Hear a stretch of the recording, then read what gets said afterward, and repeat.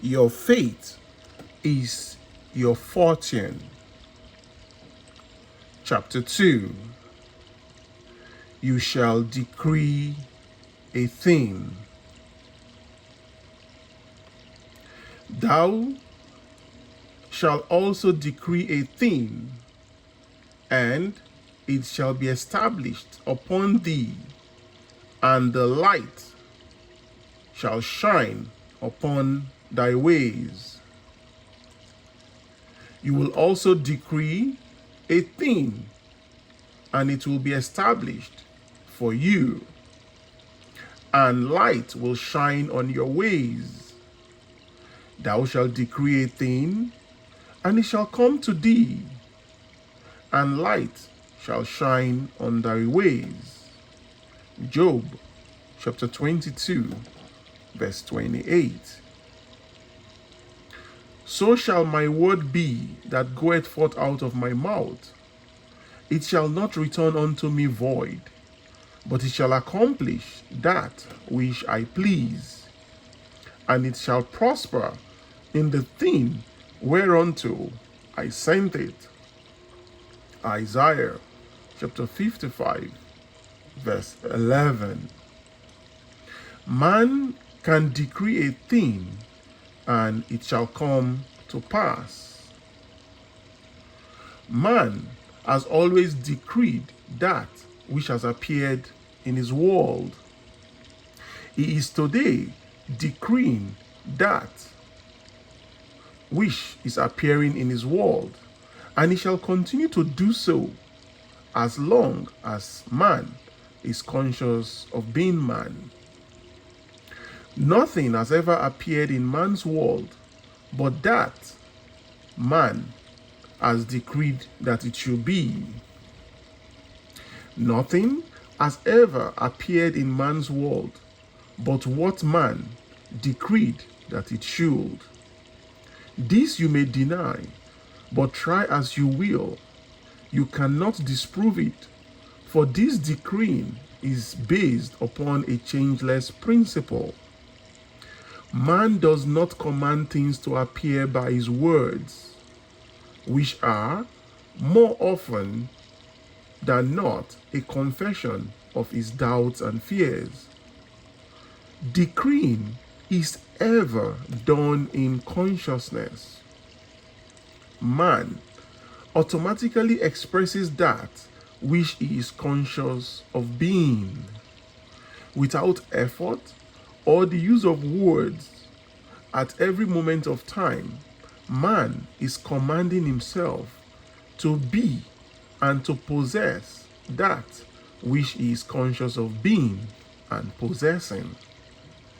This changeless principle of expression is dramatized in all the Bibles of the world.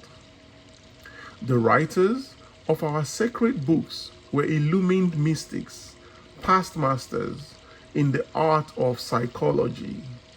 In telling the story of the soul, they personified this impersonal principle in the form of a historic document, both to preserve it and to hide it from the eyes of the uninitiated.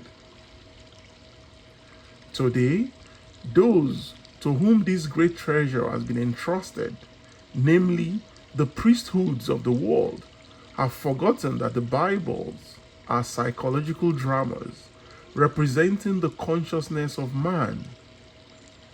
In their blind forgetfulness, they now teach their followers to worship its characters as men and women who actually lived in time and space.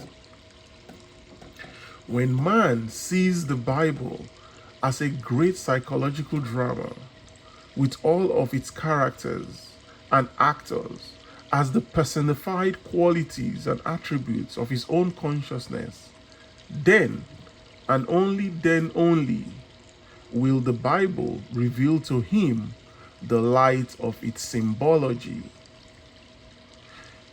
This impersonal principle of life, which made all things, is personified as God.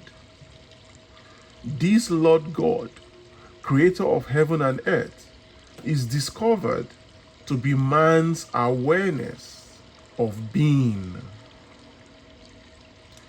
If man were less bound by orthodoxy and more intuitively observant, he could not fail to notice in the reading of the Bible that the awareness of being is revealed hundreds of times throughout its literature. To name a few, quote, "I am hath sent me unto you." Exodus 3:14. "Be still and know that I am God." Psalm 46, verse 10. "I am the Lord, and there is no other God. I am the Lord, and there is none else.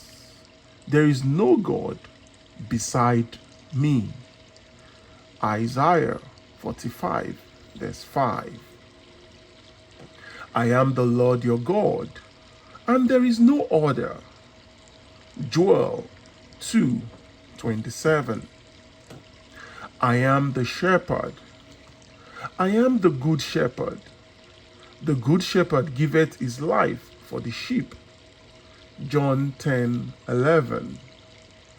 "I am the good shepherd, and know my sheep, and am known of mine."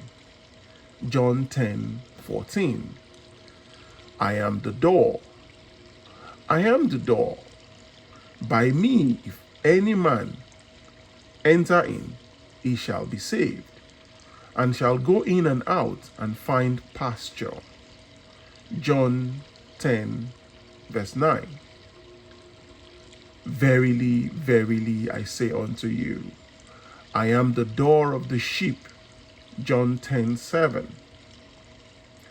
"I am the resurrection and the life." John 11:25. "I am the way. I am the way and the truth and the life, and no one cometh to the Father but through me." John 14:6. "I am the beginning and the end. I am Alpha and Omega, the beginning and the end, the first and the last." Revelation 22, verse 13. "I am Alpha and Omega, the beginning and the ending, saith the Lord, which is, and which was, and which is to come, the Almighty." Revelation 1, verse 8. "I am," man's unconditioned awareness of being, is revealed as Lord and Creator of every conditioned state of being. If man would give up his belief in a God apart from himself, recognize his awareness of being to be God, this awareness fashions itself in the likeness and image of its conception of itself. He will transform his world from a barren waste to a fertile field of his own liking.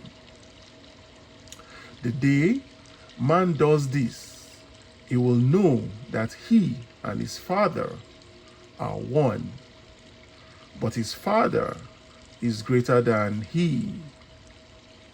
He may know that his consciousness of being is one with that which he is conscious of being, but that his unconditioned consciousness of being is greater than his conditioned state or his conception of himself. When man discovers his consciousness to be the impersonal power of expression, which power eternally personifies itself in its conceptions of himself, he will assume and appropriate the state of consciousness which he desires to express. In so doing, it will become that state in expression. Quote, ye shall decree a thing, and it shall come to pass, can now be told in this manner. You shall become conscious of being or possessing a thing, and you shall express or possess that which you are conscious of being. The law of consciousness is the only law of expression. Quote, I am the way. I am the resurrection. Consciousness is the way as well as the power which resurrects and expresses all that man will ever be conscious of being. Turn from the blindness of the uninitiated man who attempts to express and possess those qualities and things which he is not conscious of being and possessing, and be as the illumined mystic who decrees on the basis of this changeless law. Consciously claim yourself to be that which you seek. Appropriate the consciousness of that which you seek, and you too will know the status of the true mystic as follows. Quote, I became conscious of it. I am still conscious of being it, and I shall continue to be conscious of being it until that which I am conscious of being is perfectly expressed. Yes,